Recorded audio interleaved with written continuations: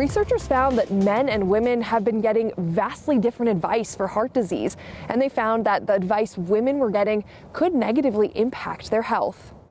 Cardiovascular disease has traditionally been thought of as a man's disease. Dr. Catherine Lindley says fighting heart disease is also a fight against gender stereotypes. It's been a long recognized issue that both women and their clinicians tend to under-recognize women's risk for heart disease across the spectrum.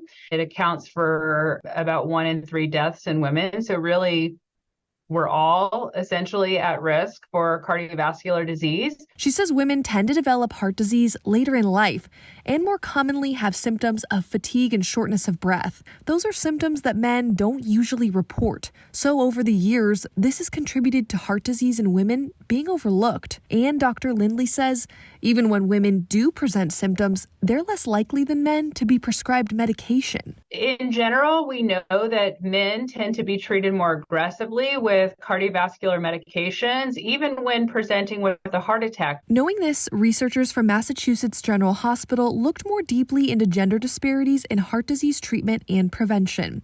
Doctors found men were 20% more likely than women to be prescribed medications to lower cholesterol and manage their heart disease.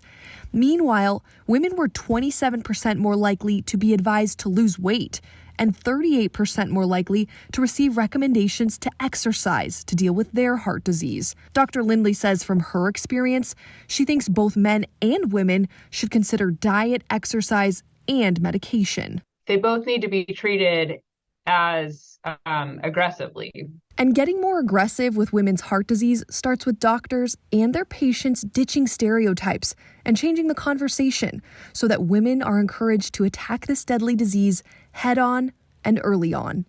Alexa Liaco, Scripps News, Denver. Thank you for joining us this week for our look at inequality in America. Join us next week. Big cities and the coast get a lot of attention. Next week, we're focusing on Middle America, the new effort to help adults complete a critical part of their education and unlock a lifetime of opportunity. Until then, from the campus of Ferris State University in Michigan, I'm Chris Stewart, and this is The Race.